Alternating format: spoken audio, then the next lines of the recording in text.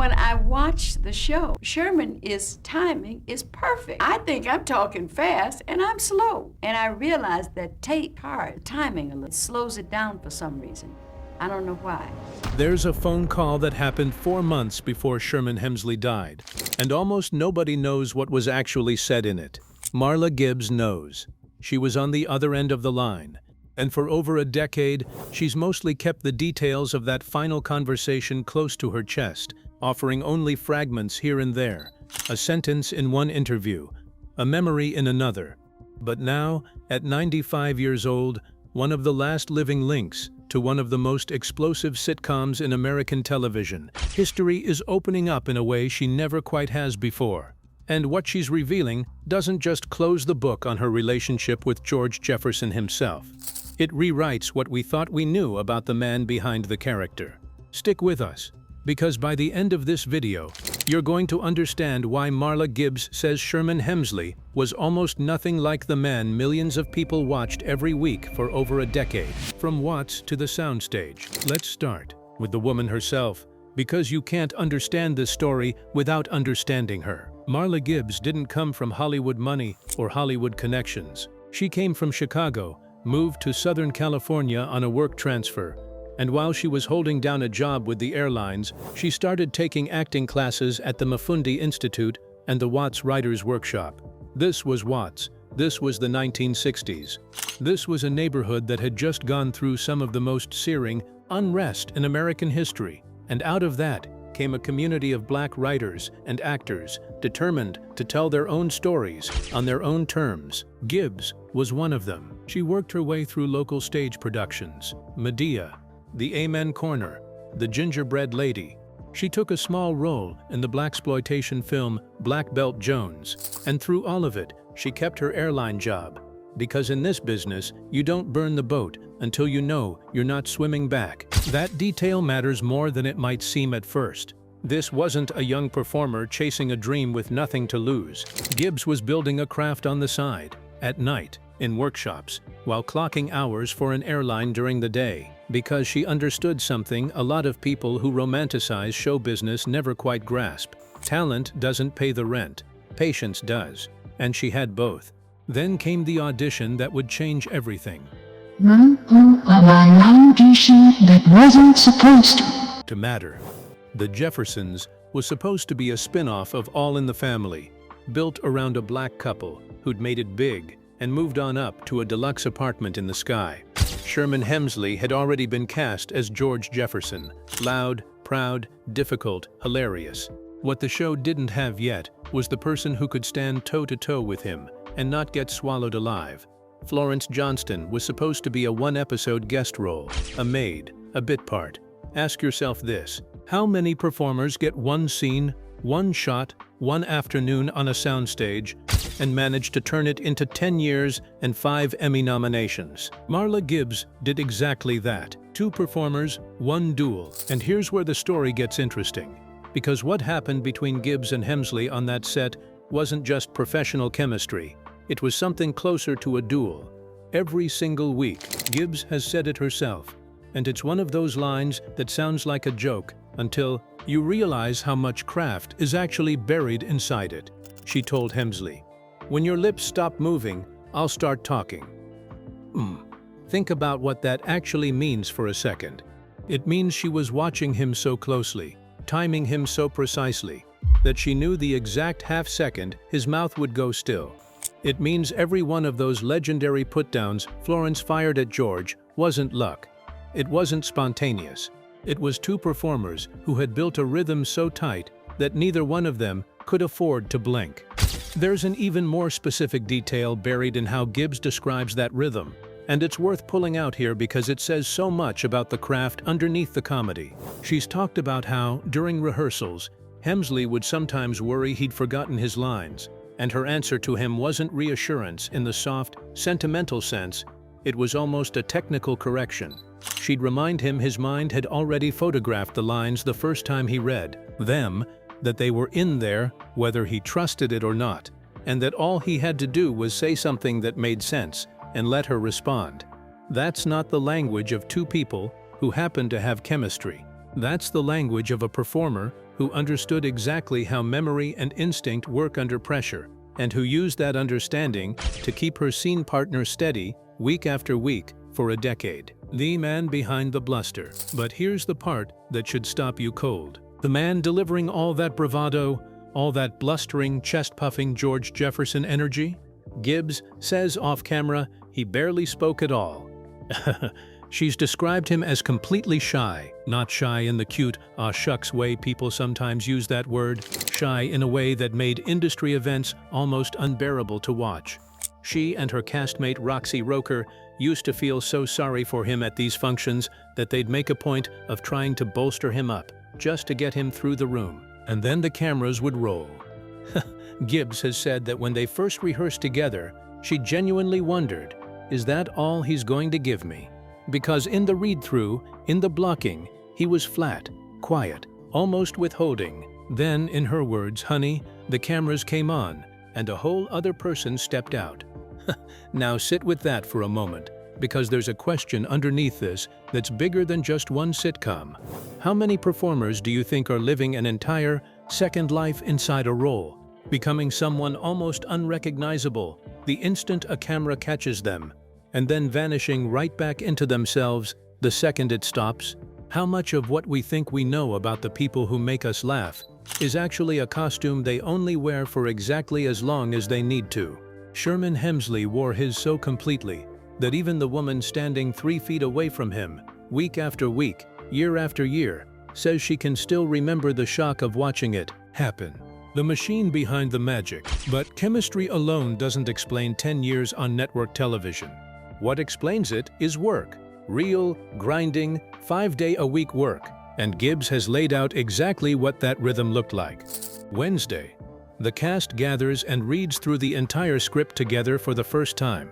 Thursday, rehearsal, blocking every movement, every entrance, every prop. Friday, a full run-through in front of the actual directors, who then spend the weekend fixing whatever isn't working behind the scenes.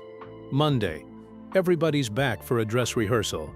And Tuesday, the day it all comes together, they tape the show in front of a live audience. Gibbs has said she loved that rhythm because it kept the cast fresh going into taping day.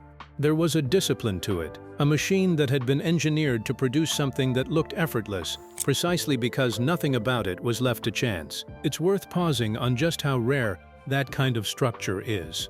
Modern television production has compressed and fragmented in ways that would make a 5-day rehearsal cycle for a single episode almost unthinkable today. What Gibbs is describing isn't nostalgia for its own sake, it's a description of a system built for precision, one that no longer really exists in the same form, and one that arguably explains why performances from that era still hold up the way they do decades later. Modern and in that machine, Hemsley and Gibbs weren't just cast members. She's described it plainly. They fed off each other's energy. You can't hit a person, she said, if they don't set you up, and he set her up so she could crack on him constantly. That's a rare kind of generosity in this business, by the way. There are actors who guard their punchlines like gold, who don't want anyone else in the scene getting the bigger laugh. Hemsley, by Gibbs's own account, built her up on purpose so she'd have somewhere to land every joke, the line he wouldn't cross. Now here's where the story takes a turn, because The Jeffersons wasn't just a sitcom about a wealthy black couple living well. It was a Norman Lear production, and Norman Lear built his career putting language and conflict on screen that other shows were too scared to touch. That meant tension didn't just live in the scripts. Sometimes it lived in the writer's room, and sometimes the cast pushed back.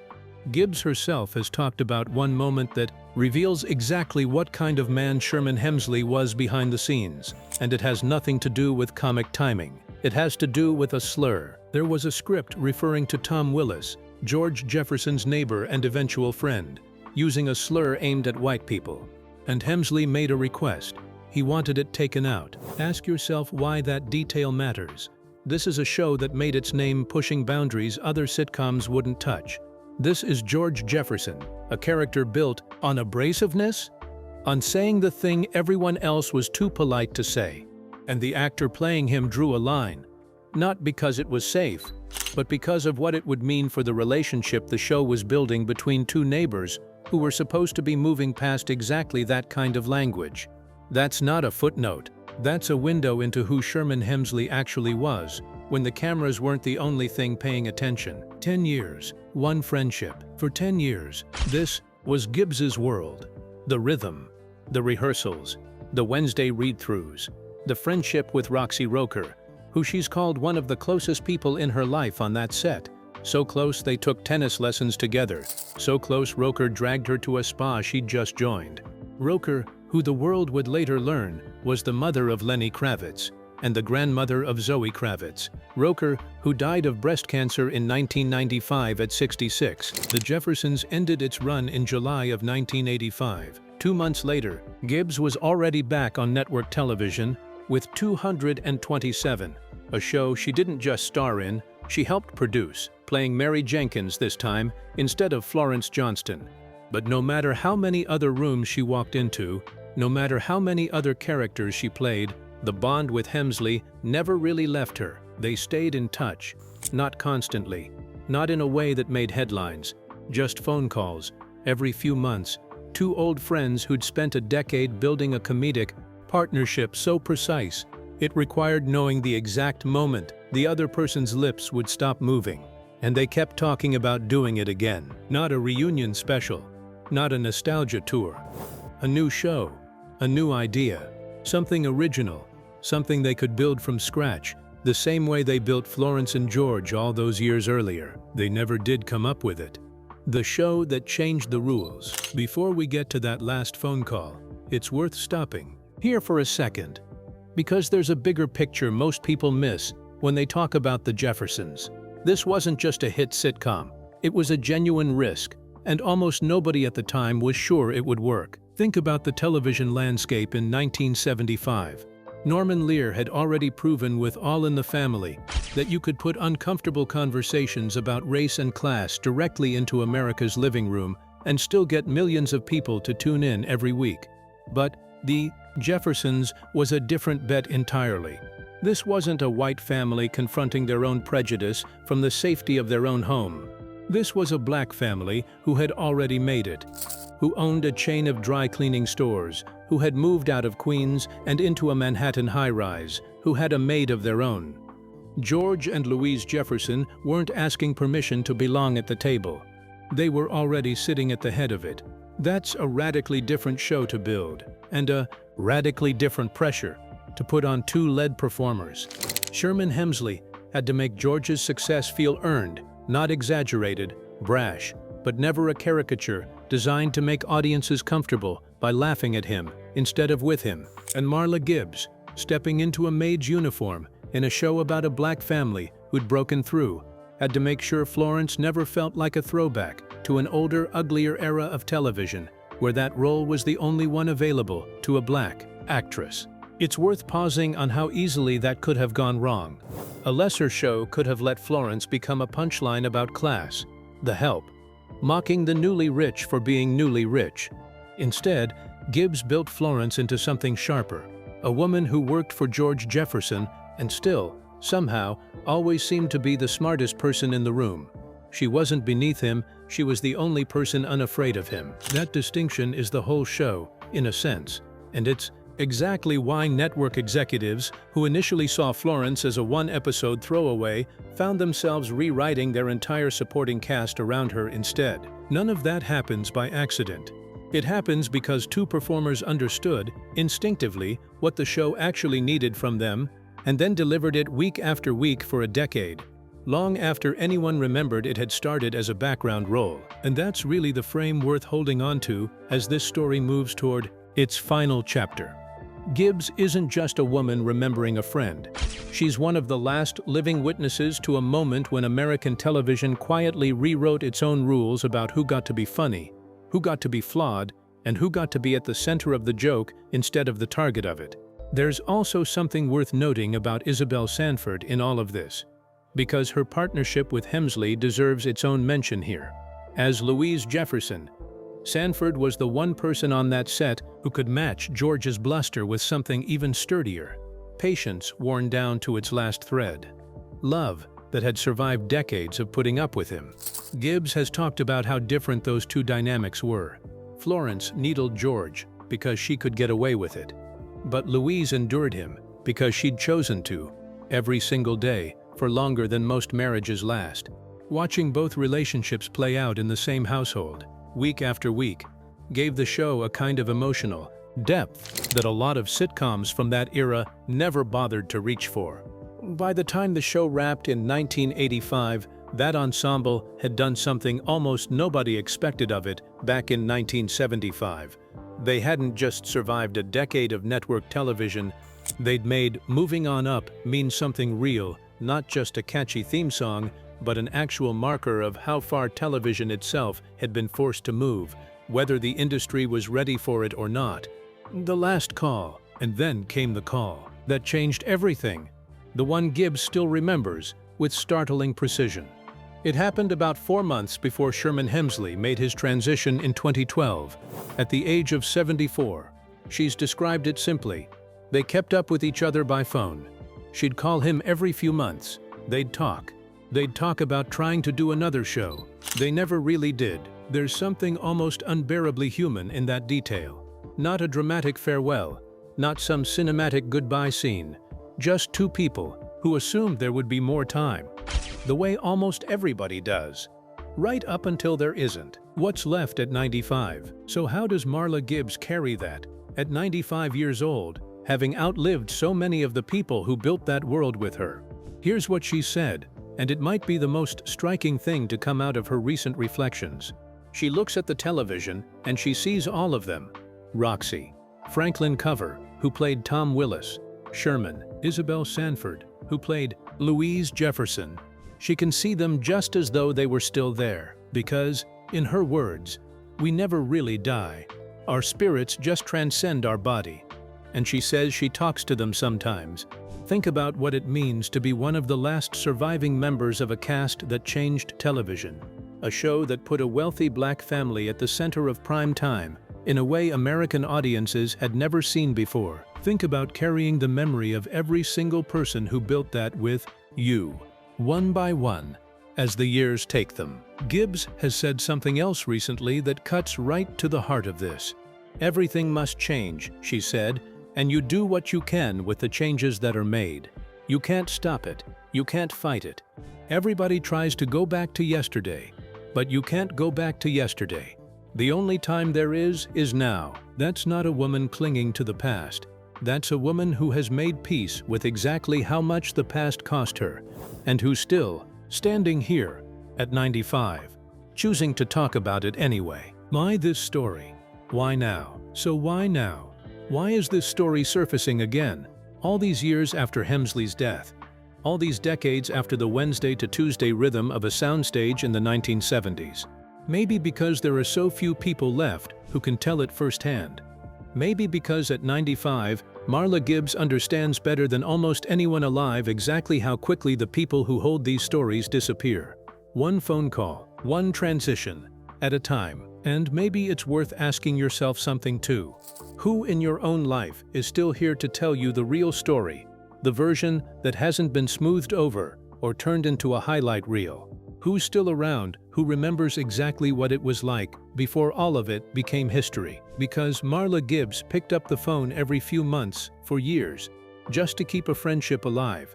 And it's the ordinariness of that, not some grand gesture, just a phone call every few months, that ended up being the thing she holds on to hardest. All these years later, the two truths. Sherman Hemsley gave the world George Jefferson. Loud, abrasive, unforgettable. Marla Gibbs is telling us, at 95, that off-camera, he could barely get through a room full of strangers without feeling like he wanted to disappear. Both things are true, and maybe that's the real lesson buried in this story. The people who make us laugh the hardest are so often carrying something we never see, right up until someone who loved them is finally ready to tell us about.